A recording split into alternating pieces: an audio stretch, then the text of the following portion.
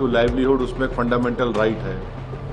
तो ये अजीब-व-गरीब ऑर्डर है और मेरे नज़र में ये अनकॉन्स्टिट्यूशनल ऑर्डर है।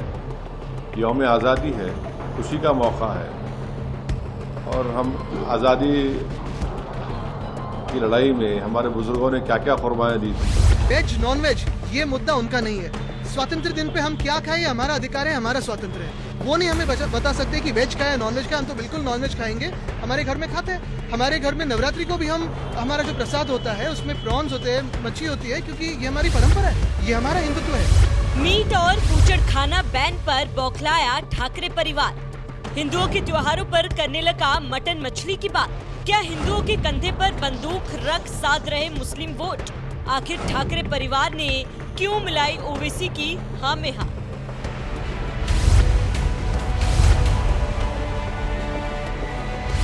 बाल ठाकरे महाराष्ट्र की राजनीति का ये वो नाम है जिनके इशारे पर कभी महाराष्ट्र की राजनीति चलती थी, जिन्हें पूरे देश में आज भी हिंदू हृदय सम्राट कहा जाता है, क्योंकि वो एक ऐसे हिंदूवादी नेता थे जो डंके की चोट पर हिंदुओं की बात करते थे, उनके हक के लिए आवाज उठाया करते थे। लेकिन जब से उन्होंने दुनिया को अलविदा कहा है, ऐसा लग रहा है कि ठाकरे परिवार ने हिंदुत्व की विचारधारा को तिलांजलि दे दी।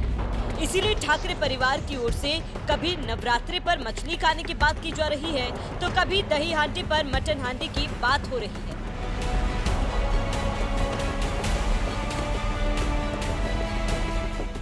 दरअसल 15 अगस्त यानी स्वतंत्रता दिवस के दिन देश के कई हिस्सों में बूचड़ खाने और मीट की दुकान बंद करने का आदेश जारी किया गया था, जिस पर सबसे पहले AIMIM सांसद असदुद्दीन ओवैसी ने विरोध जताते हुए कहा था कि भारत भर में कई नगर निगमों ने 15 अगस्त को बूचड़ खानों और मांस की दुकानों को बंद करने का आदेश दिया।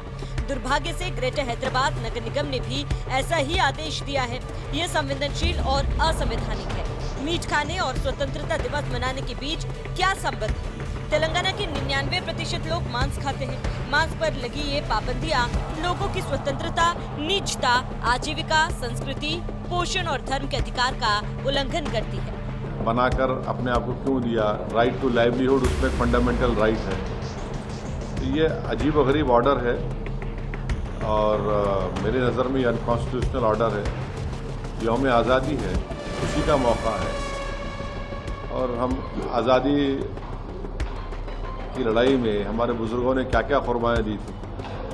तो अब उस दिन भी अगर हम ये बोलेंगे कि नहीं नहीं ऐसा नहीं है, ठीक नहीं है, वो ठीक नहीं है, मुझे समझ में नहीं आया ऑर्डर क्यों निकाला गया और मेरी नज़र में एक अनकॉन्स्टिट्यूशनल है और इस तरह का ऑर्डर नहीं निकलना चाहिए।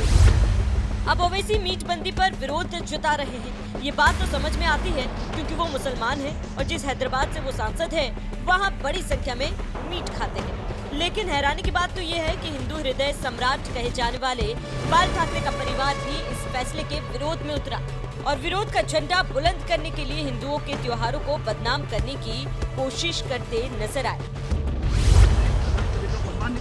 कल्याण डोंबिवली के जो महापालिका के आयुक्त थे उनको सस्पेंड किया जाए, जो भी हो, मुझे पता नहीं वो कौन है, क्योंकि वेज नॉन वेज ये मुद्दा उनका नहीं है। स्वातंत्र दिन पे हम क्या खाएं, हमारा अधिकार है, हमारा स्वातंत्र है। वो नहीं हमें बता सकते कि वेज खाए नॉन वेज खाए। हम तो बिल्कुल नॉन वेज खाएंगे, हमारे घर में खाते हैं।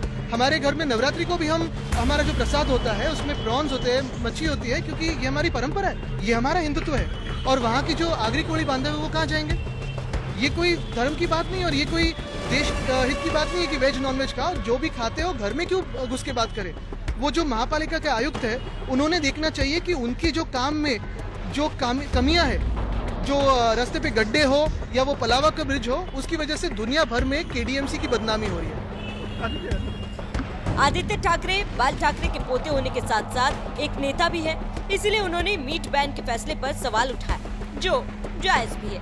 लेकिन हैरानी तो इस बात की है कि मीट बैन का विरोध करने के लिए भी उन्होंने हिंदुओं के त्योहार नवरात्रि को बदनाम करने की कोशिश की। वो चाहते तो सीधे सीधे मीट बैन का विरोध कर सकते थे, लेकिन उन्होंने शायद जानबूझकर नवरात्रि का उदाहरण देने की कोशिश की। अब इसे आने वाले MCT चुनाव में मुस्लिम वोट बैंक साधने की कोशिश कहें या कुछ और, ये तो आप समझ ही सकते हैं। ठाकरे को भी मटन हांडी पसंद है।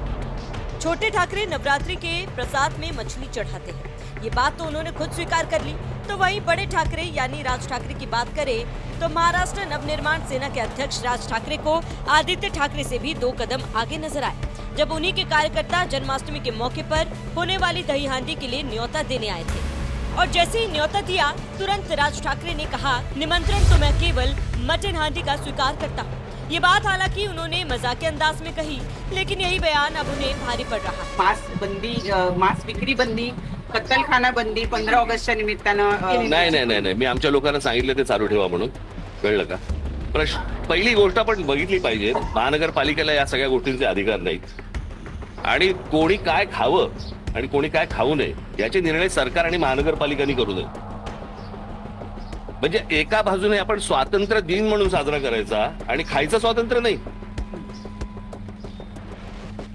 म्हणजे स्वातंत्र्य दिनाच्या दिवशी तुम्ही कोणत्याही प्रकारची बंदी आणताय, मला असं वाटतं की हेच विरोधाभास आहे त्याच्यातच। म्हणजे आपण 2 गोष्टी आपण पाळतो की एक स्वातंत्र्य दिन आणि दुसरं म्हणजे प्रजासत्ताक, म्हणजे प्रजेची सत्ता, आणि इथे आपण स्वातंत्र्य म्हणतो। मग स्वातंत्र्य म्हटल्यानंतर तुम्ही बंदी कशी काय आणताय? आणि कोणाचे काय धर्म आहेत आणि कोणाचे काय सण आहेत याच्याप्रमाणे कोणी काय खावं ही गोष्ट मला असं वाटतं सरकारने सांगू नये, कोणत्याच सरकारने सांगू नये की कोणी काय खाल्लं पाहिजे आणि कोणी काय नाही खाल्लं पाहिजे। मी आता कोणाकडे तरी ऐकलं की ह्या 1988 साली काहीतरी हा कायदा वगैरे आणलाय।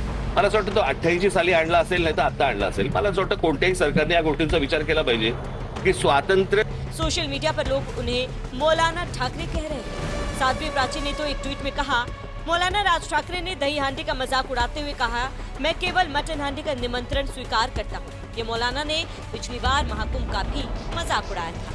मनीष पांडे नाम के एक सोशल मीडिया यूजर ने लिखा, भगवान श्री कृष्ण की मूर्ति लेकर एक व्यक्ति राज ठाकरे को दही हांडी के लिए निमंत्रण देता है तो राज ठाकरे दही हांडी और भगवान श्री कृष्ण का मजाक उड़ाते हुए कहते हैं, नहीं मैं तो सिर्फ मटन हांडी के कार्यक्रम में आऊंगा।